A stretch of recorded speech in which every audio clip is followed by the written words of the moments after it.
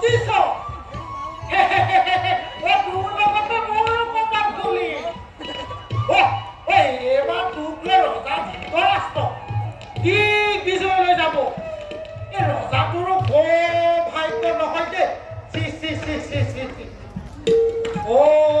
উপযুক্ত নোহোৱা চকু দুটা ফটকৰে পাই গ'ল নহয় ঈশ্বৰক পায়ো চকু মুদিলে মাত্ৰ মাহৰ বাবে আমিনো ৰজা ঘৰৰ কথা জানি কি কৰিম বল গোপাল বল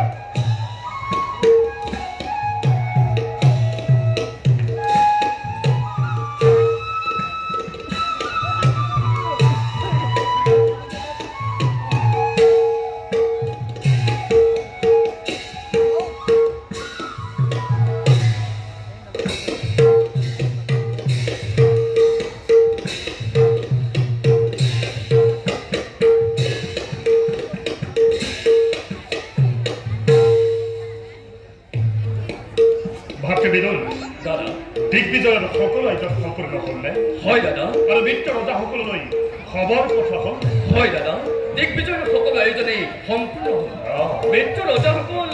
বিশেষকৈ গান্ধা ৰজাক দিগ্বিজয়ৰ বাবে নিমন্ত্ৰণ জনোৱা হৈছে তেখেততো আহি পাবহি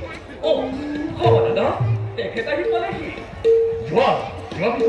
তুমি গান্ধাৰ ৰাজাক সন্মানে লৈ আহা আৰু শুনা লগতে মাউথসহ হাতীকো লৈ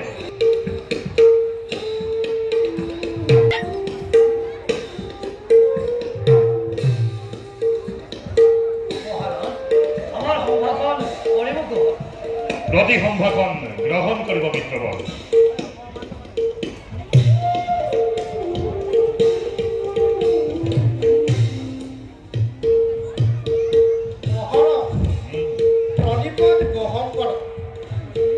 দিগ্বিজয়ৰ বাবে মনোজে নামৰ ধৰ্ম সুলক্ষিত হাতী আপোনাৰ চৰণত অৰ্পণ কৰি ভাতৃবিদুৰ দাদা তুমি হস্তীৰ কপালত জয়পত্ৰ অলংকৃত কৰা ভাল দাদা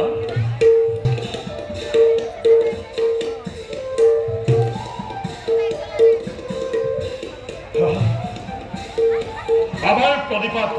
গ্ৰহণ কৰ বিজয় সকলো কাম